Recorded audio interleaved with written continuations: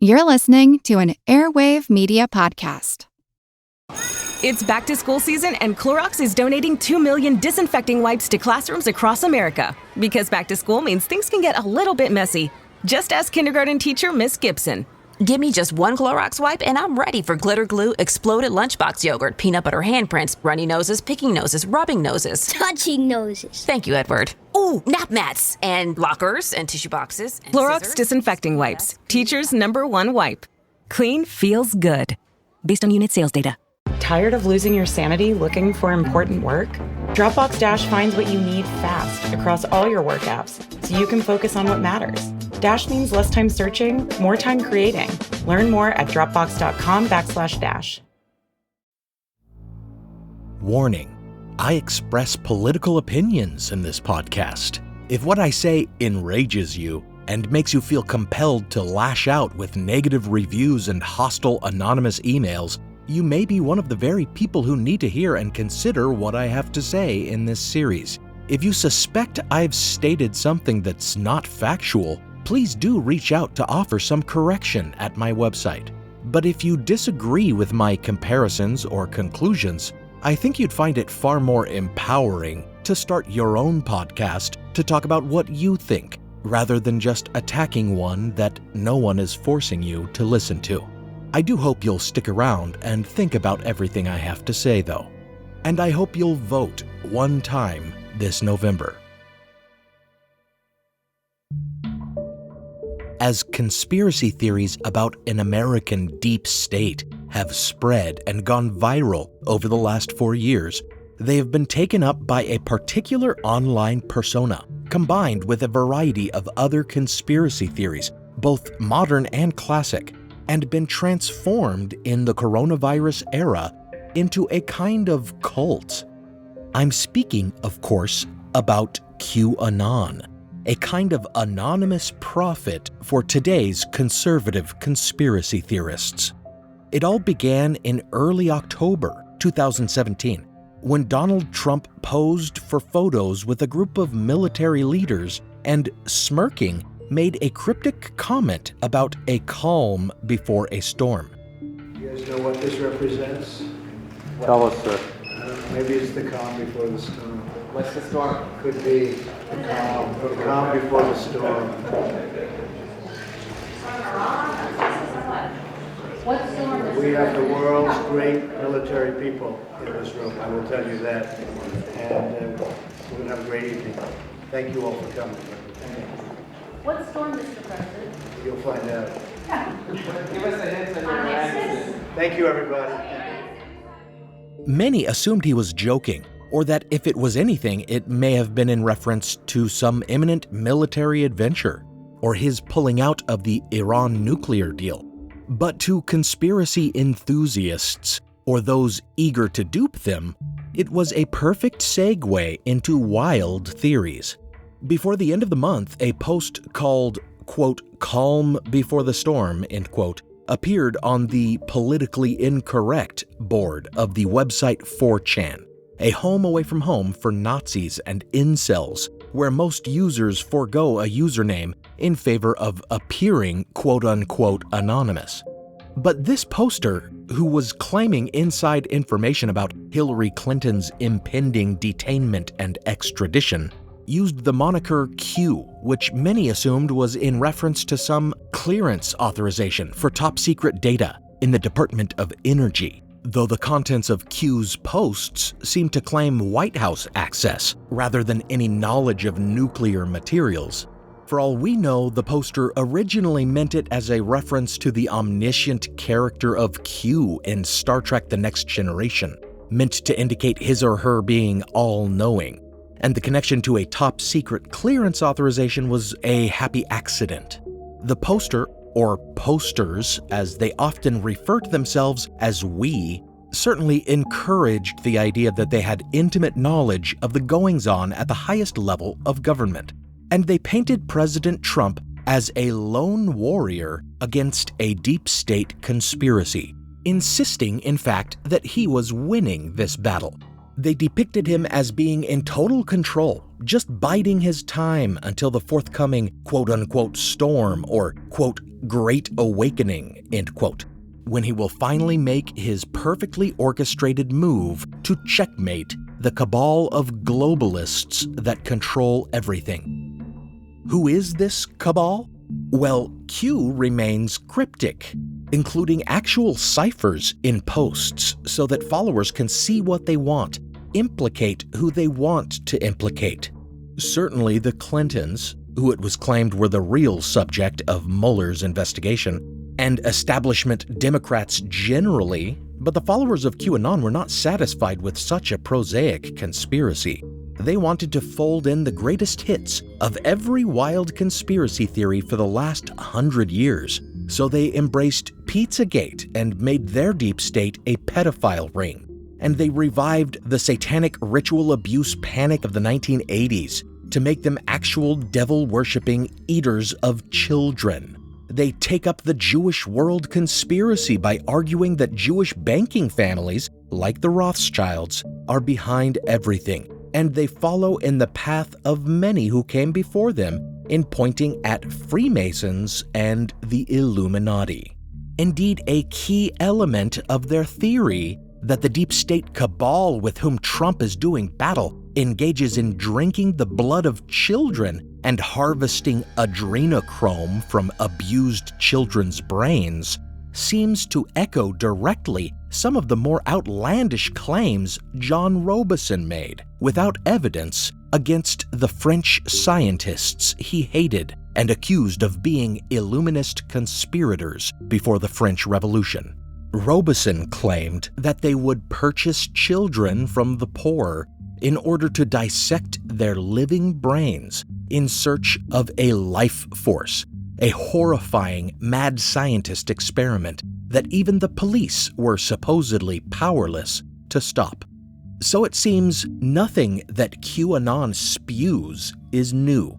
They're just dredging up baseless conspiracy theories that have been around since the Enlightenment and have been influencing U.S. politics since at least 1798.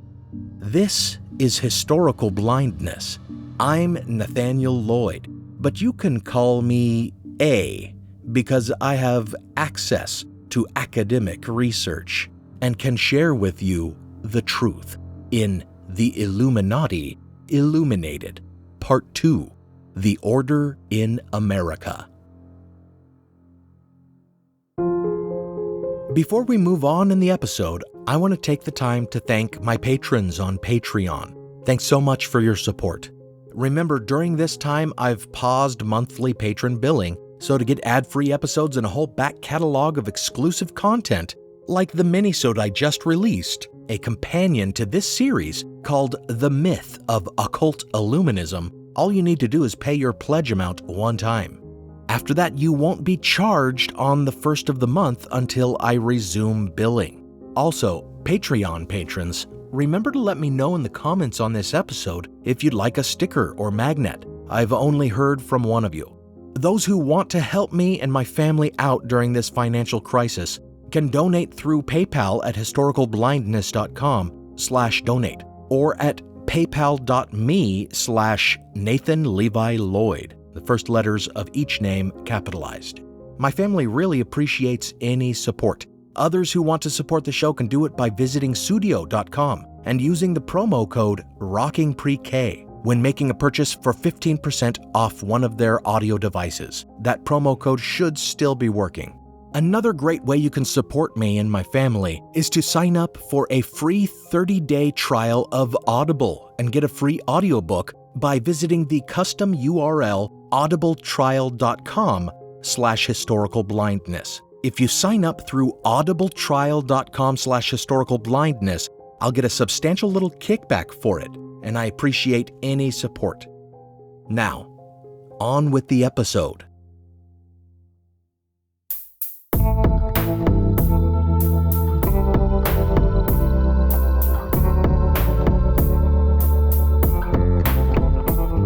Welcome to Historical Blindness, In part 2 of this series on the massive complex of conspiracy theories surrounding the Illuminati, we focus on the life that the theory took on in the US and the lasting impact it has had on our culture and politics. If you skipped part 1, in which I talked about the historical order of the Illuminati in Bavaria and the beginning of conspiracy theories surrounding them and their supposed incitement of the French Revolution, go back and listen before continuing with this episode. In choosing a place to start with a discussion of the Illuminati's presence in America, or its supposed presence, then the clearest starting point would be to discuss the Great Seal of the United States. This is the image you see on our dollar bill. On one side, there is an eagle wearing a striped shield, grasping arrows in one talon and an olive branch in the other, with a constellation of stars over its head, and the Latin motto E pluribus unum. On the other side is the iconic pyramid with a floating and radiant eye in its peak, with the Roman numerals for the year of our independence at its base, and 2 Latin phrases, Annuit Septis above, meaning God has favored our undertakings, and Novus Ordo Seclorum below, meaning a new order of the ages. It is this second image that drives conspiracy theories about Illuminati influence at the dawn of our nation, especially since the phrase New World Order has come to be associated with the supposed worldwide conspiracy. In reality, that notion and phrase would not actually appear until the middle of the 20th century, with a push toward world governing bodies like the League of Nations. The phrase Novus Ordo Seclorum can be traced back to the poet Virgil, who in a passage of the 4th Eclogue used similar language to describe the coming of a golden age of justice. So it was really a reference to the idea that the independence of America represented the dawning of a new age, which it was widely regarded as signaling. Many will say that the eye in the triangle is Illuminati iconography, but this is not accurate. The Illuminati used the symbol of an owl on a book. The radiant eye used on our seal is the Eye of Providence, supposed to represent God watching over mankind, and thus complementing the motto above it on the seal, about God favoring our undertakings. The Eye of Providence would go on to become a common Masonic symbol, but it's unclear whether it was common among Freemasons before its adoption on the Great Seal of the United States. Today, people try to claim that the triangle is an Illuminati sign, and this appears to have come from lore about the symbolism on our Great Seal. The problem with this is that the Eye of Providence was suggested as an element of the seal in August of 1776, during the first committee on the topic, which included Benjamin Franklin, John Adams, and Thomas Jefferson. At that time, the Bavarian Illuminati was just a fledgling club among university students in Ingolstadt, as I indicated in part 1.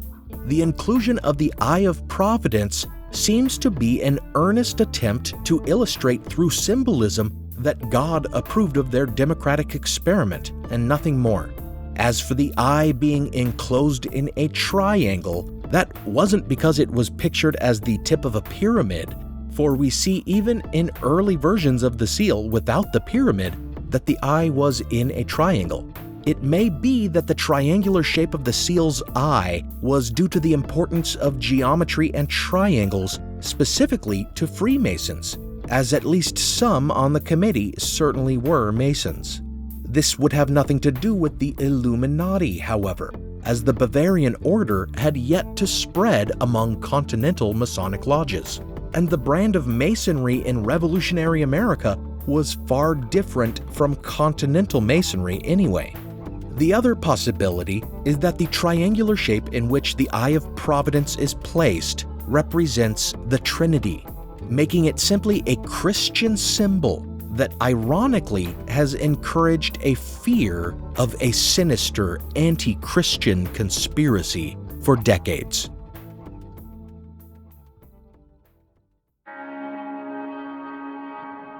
Knowledge of the Bavarian Illuminati did not reach American shores until the work of John Robison and Abbe Barruel did.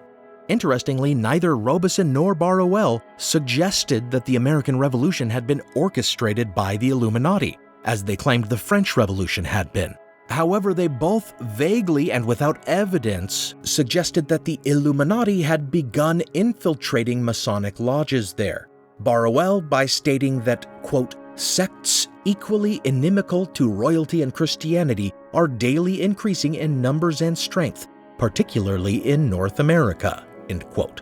And Robison by including America on a list of countries with lodges corrupted by the Illuminati, assuring his readers in parentheses that there were, quote-unquote, several there. As obscure and ambiguous as these claims were, they still touched off an Illuminati panic in America because of prevailing political and ecclesiastical conditions. For simplicity's sake, it can be characterized as similar to modern America. At the time, there were two principal parties: the Conservative Federalist Party that held control of both houses of Congress as well as the presidency under John Adams, and their more progressive rivals, the Democratic Republican Party, championed by Thomas Jefferson, who, contrary to the sentiments of most Federalists, believed that the French were our revolutionary brethren. In fact, the country was in the midst of a diplomatic and trade crisis with the revolutionary government of France when American editions of Robison's and Barruel's books were being published. Called the XYZ Affair, it involved the refusal of an American diplomat commission to pay off French officials, and it led to an undeclared naval war between our countries called the Quasi-War. To those with anti-French views at the time, the Illuminati conspiracy theory gave further reason to distrust and hate any post-revolution government of France, and allowed the Federalists to paint themselves as the last bulwark against a further lawless and godless brand of revolution that, if the conspirators had their way, could consume our young republic the way it had France. It was a perfect political barb to fling at their political rivals as well, for rather than engaging in legitimate debate about our relationship with France, the Federalists could make a straw man of the Jeffersonians and say their sympathy for the French proved they were in on the Illuminati conspiracy. And just as conservatives in Britain had attempted to delegitimize the Irish Rebellion by calling it an Illuminati plot, after the conspiracy theory reached America, the rural whiskey rebellion against a whiskey tax during Washington's presidency was later recast as proof of Illuminati machinations in our country. Even George Washington, who was sympathetic to Federalist policies but had always tried to remain nonpartisan, let himself be swayed by the conspiracy theory. While at first he expressed doubt that any Masonic lodges in America were, quote, contaminated with the principles ascribed to the Society of the Illuminati, end quote, only a month later he qualified that assessment and wrote that, quote, individuals of them may have done it, end quote. And the idea that some founders of lodges and democratic societies in America, quote, actually had a separation of the people from their government in view, end quote, he then characterized as, quote, too evident to be questioned, end quote. But it's clear from his letters that the only evidence he is referring to is the work of John Robison, which was, of course, no evidence at all.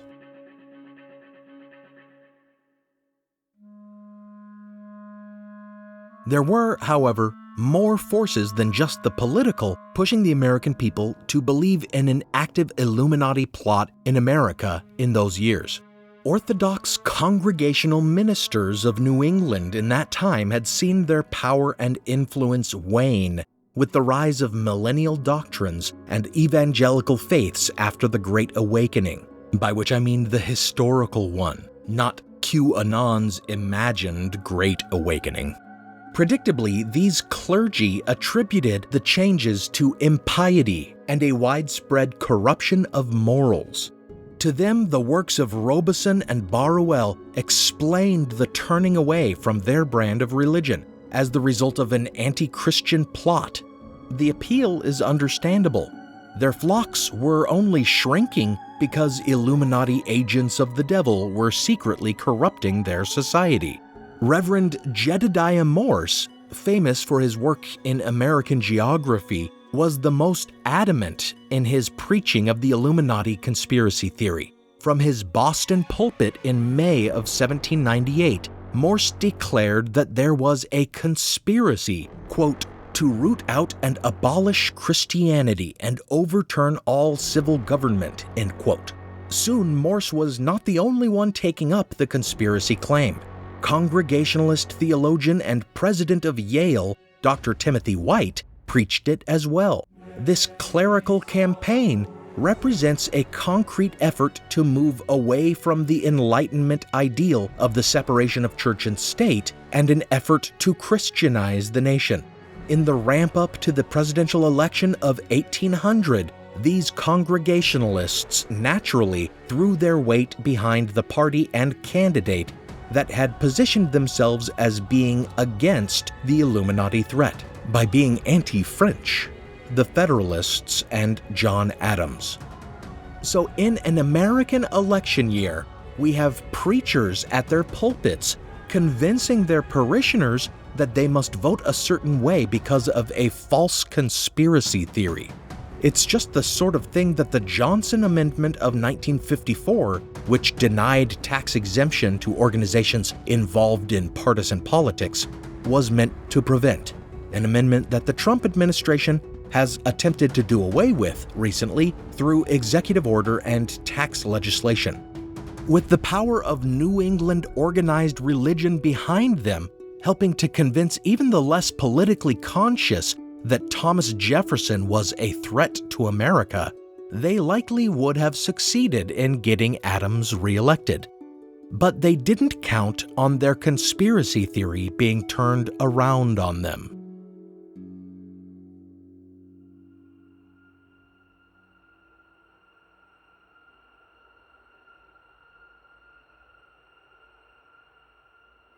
There's a strong argument to be made that the result of the election of 1800 owed a lot to a series of newspaper articles that appeared in a Philadelphia newspaper called the Aurora during the years leading up to the election.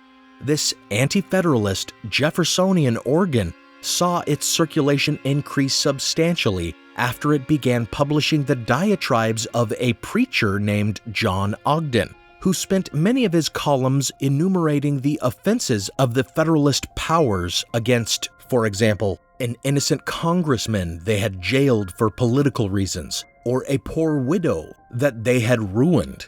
Rather than focusing his withering articles on only the politicians in power, though, he identified the Orthodox Congregationalists of New England, especially Yale's Dr. Dwight, as the Pharisees that reinforced their power.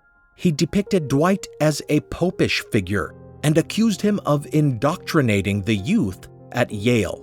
And he characterized the existing power structure as a blend of both priestcraft and aristocracy that was threatening to destroy the foundations of our new democratic republic. And when Morse and Dwight started their Illuminati disinformation campaign, Ogden flung their accusations right back at them, calling them the clerical Illuminati of New England. By his reckoning, the Federalist brand of government looked far more like the authoritarianism of the Bavarian Illuminati, and the Orthodox Congregationalist suppression of alternative doctrines showed that they were the true enemies of religion. Ogden's Illuminati looked far more like the modern idea of a deep state, an entrenched power structure.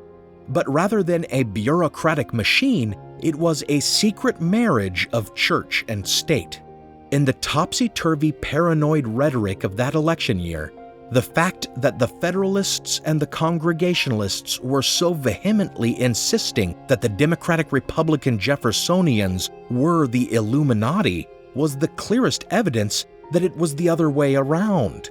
since clearly the Illuminati would accuse their enemies of being the conspirators in order to hide the truth that they were the conspirators themselves. Ogden passed away before the election was decided, but his widely read counter-accusations appear to have been a decisive factor, helping to sweep Thomas Jefferson into office in 1800, despite the fact that many still suspected him of being a godless agent of chaos. Now for a brief intermission.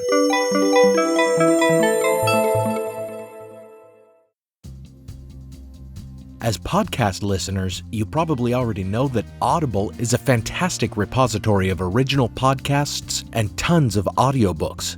Fans of audio drama and storytelling podcasts will find lots of great original programming on Audible, as well as a massive library of professionally produced audiobooks narrated so well that they'll feel like audio drama. Maybe you feel like you don't read as much as you used to, or as much as you should. Listening to audiobooks is a great way to fall in love with reading again. If you're not sure where to start, check out their new audiobook version of the autobiography of Malcolm X, narrated by Lawrence Fishburne. Its discussion of race and justice in America is just as effective and profound today as it was in 1965. In order to directly support this show and me and my family, go to www.audibletrial.com/historicalblindness to get your free 30-day trial of Audible and pick up a free audiobook. For every one of my listeners who signs up for a free trial at that custom URL, Audible sends me a bit of money, so you really are helping me out by doing it. Sign up, enjoy an audiobook or original podcast. Cancel it if you aren't into it, or keep it. They have a variety of membership plans to serve both avid and occasional readers. Once more, that's audibletrial.com/historicalblindness, and I'll put a link in the show notes. Thanks for your support.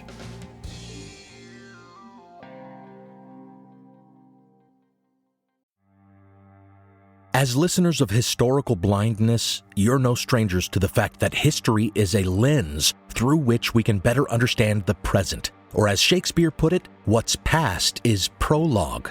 History is the indispensable context without which we cannot hope to truly understand current events. You understand that, and so do the creators of the American Scandal podcast.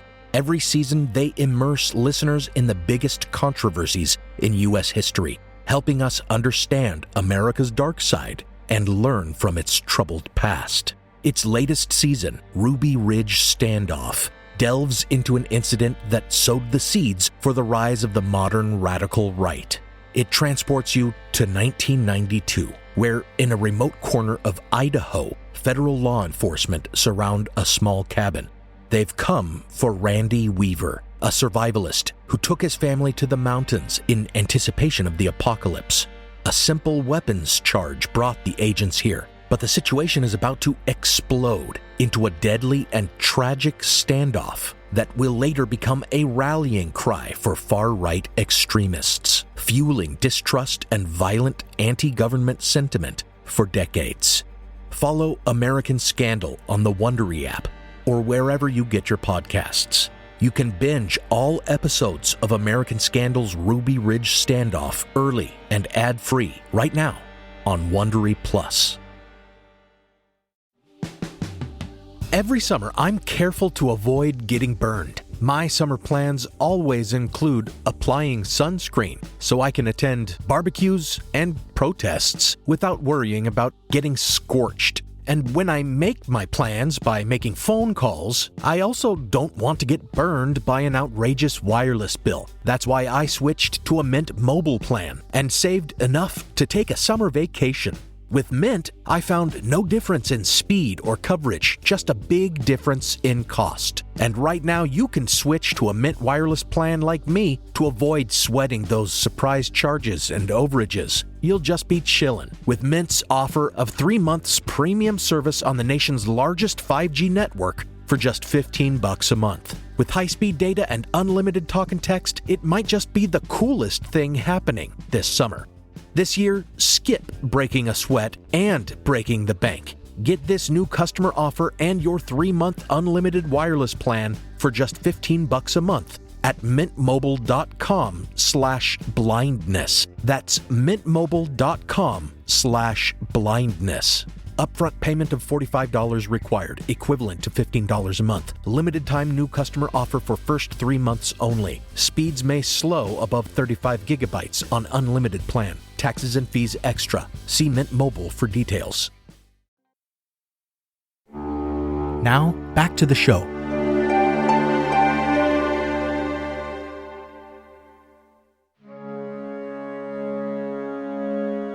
After the election of 1800, with no concrete evidence of the conspiracy ever coming out, despite the Reverend Jedediah Morse insisting that he had incontrovertible proof in his possession, the Illuminati scare just dissipated. President Jefferson clearly wasn't going to abolish all religion and overthrow all civil government, and a few years later, the French appeared to be moving away from the fearful brand of democracy associated with the Illuminati conspiracy when their Senate proclaimed Napoleon emperor. Thus, the specter of the Illuminati faded into the background of political discourse for about a quarter century, until the kidnapping and suspected murder of one man once again dredged up the talk of a sinister Illuminati conspiracy in relation to Freemasonry. In 1826, a man named Captain William Morgan, who had recently been involved with Masonry in upstate New York, advertised his intention to publish a book revealing their initiation rites. In retaliation, some local Masons had him jailed on a minor debt, then pulled him out of the jailhouse, after which he was never seen again. Outrage over this crime led to a political movement to suppress Freemasonry in America. Not because of any specific Illuminati-esque plot, though. Rather, it was because many civil servants were also Masons, and it was argued that their vows of loyalty to their lodges and fellow Masons superseded their oaths of office, inviting corruption. Out of this movement grew an organized third political party in America for the first time, the Anti-Masonic Party, which in the 1830s was actually the first party to ever conduct a convention for the nomination of a presidential candidate. During these years of rampant anti-Masonic rhetoric, the word Illuminati was certainly tossed about frequently again, as if it were a slur synonymous with Freemason, for Barruel and Robeson had effectively linked the two forever. If you want to know more about William Morgan and this chapter of American history, you can get yourself a copy of my historical novel, Manuscript Found, in which I go into far more detail. Maybe one day I'll do an entire episode on the topic, but for our purposes in this study, suffice it to say that this was only a blip in the story of the Illuminati conspiracy theory in America, a short-lived and minor resurgence of the language rather than the theory itself.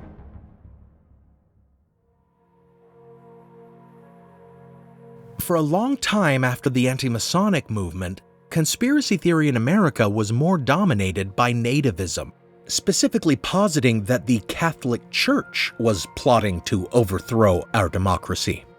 As though taking up the legacy of his father, the Reverend Jedediah Morse's son, Samuel Morse, the telegraphy pioneer, spread his own brand of conspiracy theory in a book called Foreign Conspiracy Against the Liberties of the United States. Samuel Morse's conspiracy theory was not about the Illuminati, but in some regards it shared themes with the theory his father had promulgated. Both postulated that a sinister cabal out of Europe was secretly acting to undermine American government and religion. Also, just like the Illuminati conspiracy, Samuel Morse's anti-Catholic conspiracy theory developed into a creed justifying bigotry, specifically against the Irish and other Catholic immigrant groups. As for the Illuminati conspiracy theory, it would eventually become inextricably linked to anti-Semitism. But that would not occur until the 19th century, after the emergence of the forgery, the Protocols of the Elders of Zion. Ever since the Middle Ages and the rise of the blood libel, there had been some form of a conspiracy theory that Jews all over the world conspired against Christians. But it wasn't until the Protocols hoax, which I've previously covered in an episode, that this conspiracy theory took a form undeniably similar to that of the Illuminati, spreading the idea that Jews were not just scheming to desecrate the host or commit ritual murder or poison wells, but that they were engaged in an organized worldwide plot to overthrow all governments and religions. Interestingly, the tendency to link Jews to the Illuminati conspiracy theory seems to have been present from the beginning. In 1806, Abbe Barruel received a letter from a Piedmontese soldier named Jean-Baptiste Simonini that claimed it was really the Jews behind the Freemasons and the Illuminati. To his credit, after some further research, Barruel decided that this Simonini fellow was wrong, that although many Jews were Freemasons, it was the Freemasons generally manipulated by the Illuminati who had conspired to foment the French Revolution. And he even suggested that blaming the Jews was dangerous and could lead to a massacre. It would not be until the work of one Nesta Webster that the Illuminati theory and the Jewish world conspiracy theory would become more concretely combined. Daughter of a successful banker, Nesta Webster was a British woman of means who had traveled the world. Along the way, she developed the notion that she was the reincarnation of a French duchess who had been guillotined during the Terror. This started her interest in the French Revolution, which she began to research and write about, along the way predictably encountering the work of Abbe Barruel, which she accepted enthusiastically. In her book, The French Revolution, A Study in Democracy, she revived Barruel's theory of an Illuminist Masonic plot having orchestrated the French Revolution, and her work was accepted as credible by none other than Winston Churchill, who then helped spread the ideas of Barruel further, stating, quote, "This conspiracy against civilization dates from the days of Weishaupt. As a modern historian, Mrs. Webster has so ably shown, it played a recognizable role in the French Revolution," end quote. But Nesta Webster did not just parrot Barruel's ideas. She took them further, suggesting that communism and the widespread European revolutions of 1848 were later examples of the Illuminati revolution machine at work, and that Bolshevism in Russia was the new Jacobinism, the latest evidence of the Illuminati plot. After developing this idea in her next book, The French Terror and Russian Bolshevism, she eventually made the leap to anti-Semitic conspiracy theorist, based on the idea promulgated in the Protocols of the Elders of Zion that Bolshevism was a Jewish plot, arguing that the Illuminati conspiracy to spark revolutions the world over had been a Jewish conspiracy all along, with the Rothschild Jewish banking family behind it. Unsurprisingly, Nesta Webster's far-right views led her to become involved with British fascist groups. And I'm not just labeling these organizations fascist, they were explicitly self-described fascist groups, like the British Fascisti, comprised of members of the British Conservative Party who were troubled by the Bolshevik Revolution, inspired by Mussolini, and described themselves as Christian patriots. And later, the British Union of Fascists, an actual fascist political party. By the 1930s, Nesta Webster was defending Nazi persecution of Jews and praising Hitler for fighting the supposed Jewish conspiracy.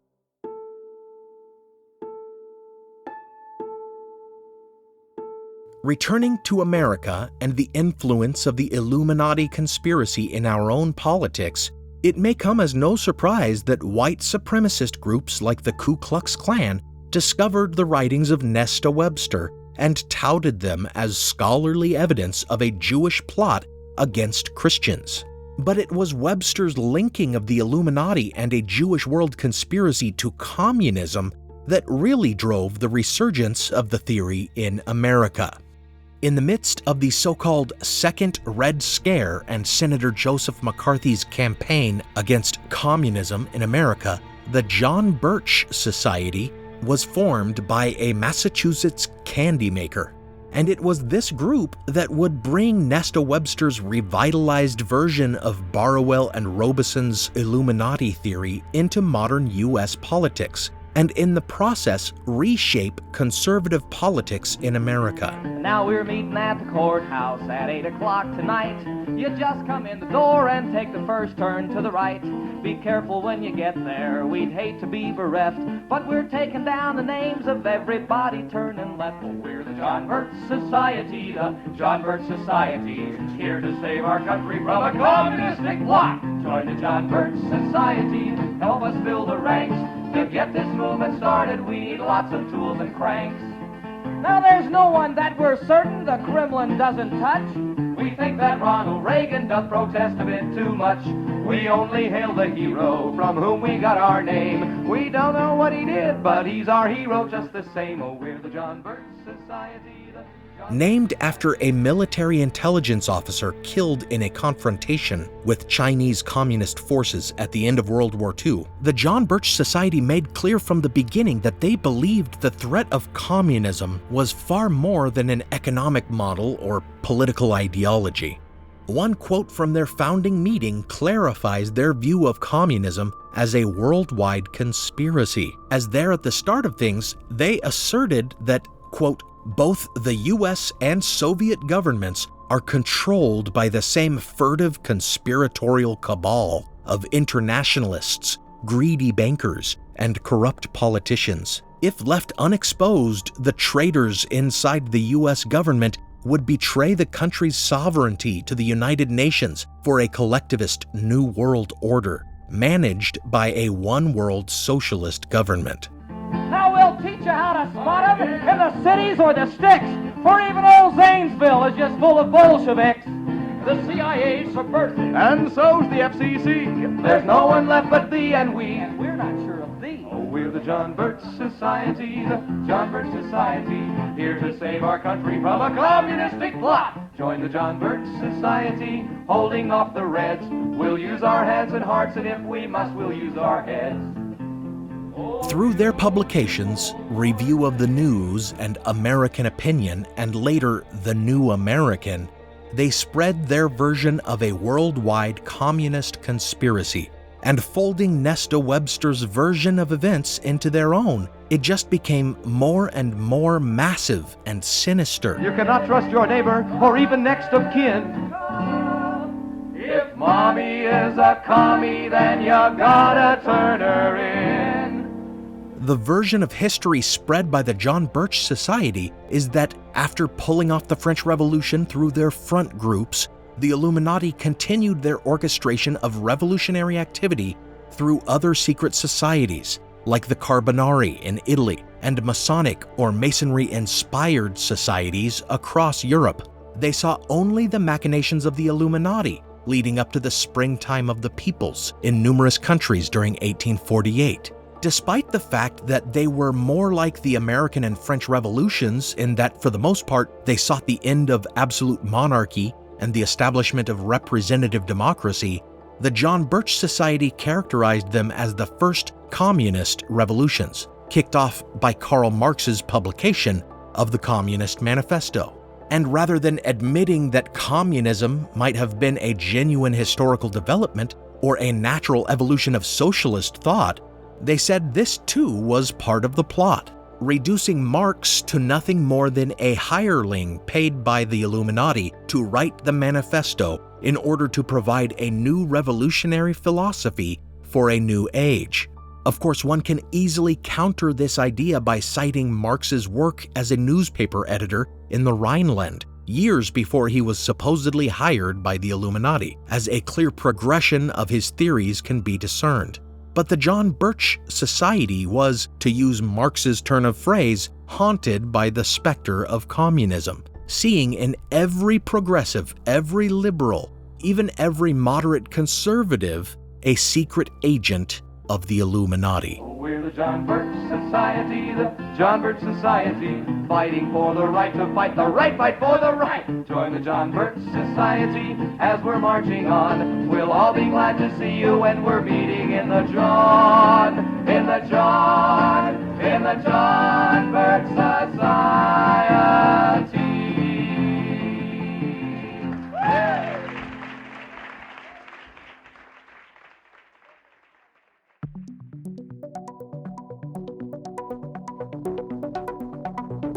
Thus, the Illuminati came to be used once again as a tool of the conservative right, especially the far right, as a weapon against the far left that they feared or hated.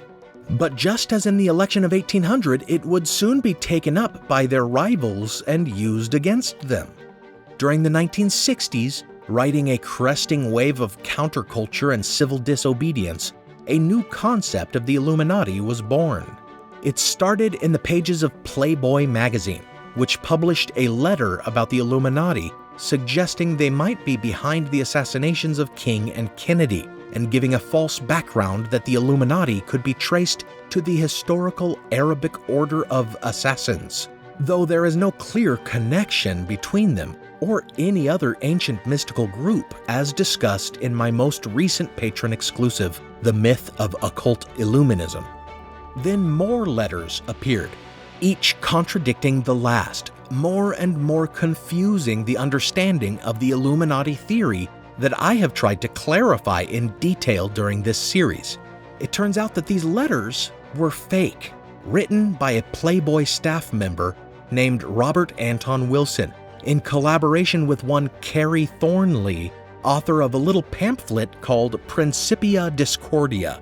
Thornley's book parodied religious tracts and promoted a satirical religion in which the goddess of chaos is worshipped and adherents are encouraged to perpetrate hoaxes like the Illuminati letters in Playboy. Wilson, who would go on to adapt some of these ideas into a popular gonzo fiction series called the Illuminatus trilogy, explained that the goal of Discordianism was to fight authoritarianism by spreading disinformation in order to make people think.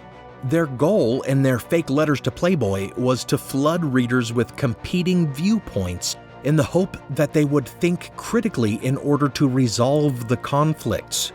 Ironically, though, it had the opposite effect, increasing awareness of and belief in this baseless conspiracy theory. The Illuminatus trilogy is even sometimes mistaken as an exposé of Illuminati activity in modern times, like a sequel to the works of Robeson, Barruel, and Webster, when it is clearly an absurdist satire. So here we are in the 21st century, and conspiracy theories are a major component of American cultural and political life, playing perhaps the biggest part in a presidential election since 1800. And I would be remiss if I didn't make it clear that belief in conspiracy theory is not exclusive to the far right. As the example from the pages of Playboy in the 1960s shows, plenty on the left see the Illuminati or similar shadowy groups as being behind the assassination of the Kennedys and Martin Luther King. Liberal proponents of the Illuminati conspiracy theory love to point to George H.W. Bush's speech about the Gulf War in 1991, in which he mentions a New World Order as proof of his involvement in the conspiracy. And 9/11 truthers will suggest that the neoconservative administration of George W. Bush was secretly behind the September 11th attacks, perpetrating them in order to justify war in the Middle East. Indeed, QAnon paints itself as a nonpartisan conspiracy theorist movement, since they see not only establishment Democrats, but also establishment Republicans like the Bushes as part of the evil cabal they envision Trump heroically battling.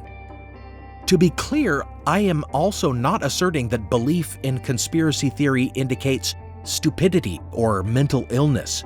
A recent study shows that more than half of all Americans believe in at least one major conspiracy theory. And this is attributed to a specific mindset and psychological factors such as the cognitive biases that I listed at the end of part 1.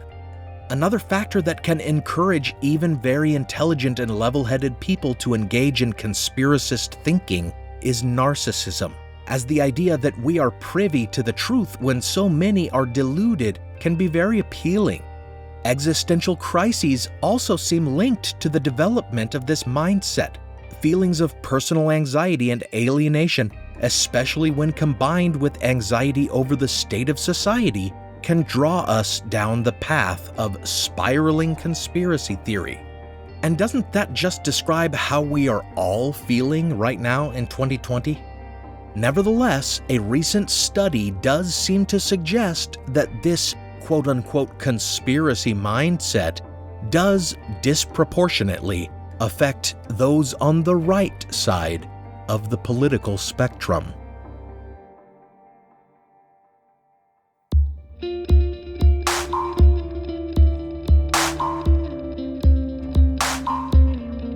It used to be that conspiratorial thinking was more common among the right when the left were in power, and more common among the left when the right held the reins of government. Now, though, with a conspiracy theory salesman in the highest office of the land, this no longer seems accurate. Even the John Birch Society, purveyor of a Jewish world conspiracy theory thinly veiled as anti-communist conservative patriotism, has agreed that their brand of paranoid politics contributed to or even is responsible for the rise of Trump in their article, Is Trumpism Really Bircherism? In the 1960s, when the John Birch Society first came on the scene, true conservatives like William F. Buckley Jr. decried their feverish paranoia as fringe madness and warned that, quote, sincere conservatives, end quote, ought to distance themselves from their views, which he described as, quote, far removed from reality and common sense, end quote. Yet today, Bircherism has become the norm for the GOP, or at least the version of it that Trump and his base have made dominant. One cannot help but see a parallel here of a political society convincing a large swath of the common people that the powers that be must be overthrown. Could the John Birch Society and QAnon be the real Illuminati? Of course, it's possible that Trump and the anonymous Q really believe the misinformation they're spreading. One last psychological feature of conspiracy belief is projection. The idea that one assumes those in power have undesirable character attributes because of one's own undesirable character. And this could well explain why the Trump administration, which has proven itself to be the most corrupt administration in modern history, might spread the idea that their political rivals are secretly so very corrupt. But to engage in a bit of tit for tat, as Ogden did back in the election of 1800, consider the notion that there is no quote-unquote deep state arrayed against Trump, but rather that by taking over the Republican Party apparatus the way the Illuminati tried to take over Freemasonry, it is his own power that has become entrenched. Ponder a moment whether it's possible that rather than being engaged in a secret war against satanic establishment powers, as Q claims, Trump has already overthrown establishment powers to raise up an extremist, far-right New World Order. Just as it was once said that the Illuminati might point to their enemies and call them the Illuminati, couldn't it also be said that Trump and his bootlickers in the John Birch Society and QAnon and all the far-right madmen and talking heads like Alex Jones, Glenn Beck, Ben Shapiro, Dinesh D'Souza, Tucker Carlson, and Sean Hannity are all agents of the real conspiracy, pointing their finger with one hand so you don't pay attention to what the other hand is doing? And if that sounds too far-fetched for you, then you should find all of their massive conspiracy theories just as unbelievable. If you or someone you know has been affected by QAnon, I encourage you to attend a QAnon Anonymous meeting. You can find it in podcast form wherever you listen, and make sure you vote in November.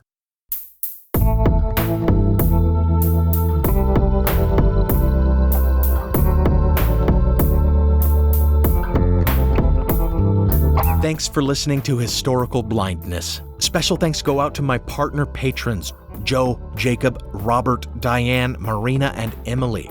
As members of the highest degree of our order, please join me in spreading reason across the globe. Consider yourselves the enlightened ones.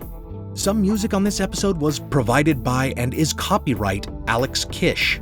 Visit alexkishmusic.com and contact him to get compositions for your own projects. Additional music from Kai Engel, licensed under an International Creative Commons Attribution License. Check out the show notes for a list of the tracks used. Be sure you visit patreon.com/historicalblindness and pledge to get ad-free episodes and exclusive content. On the website historicalblindness.com, you can find the blog posts with transcripts of the episodes and bibliographies for further reading, and you can make donations there to support this podcast. You can also support the show by going to audibletrial.com/historicalblindness and signing up for a 30-day free trial of Audible with a free audiobook. Follow the show on social media and give it a review, especially on Apple Podcasts, to help me rehabilitate my score there. Until next time, remember, those who traffic in baseless accusations shouldn't be surprised if the same charges are turned around and hurled right back at them.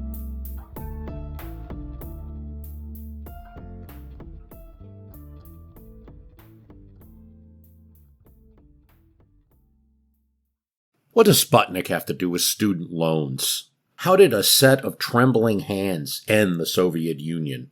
How did inflation kill moon bases? And how did a former president decide to run for a second non-consecutive term? These are among the topics we deal with on the My History Can Beat Up Your Politics podcast. We tell stories of history that relate to today's news events. Give a listen. My History Can Beat Up Your Politics, wherever you get podcasts.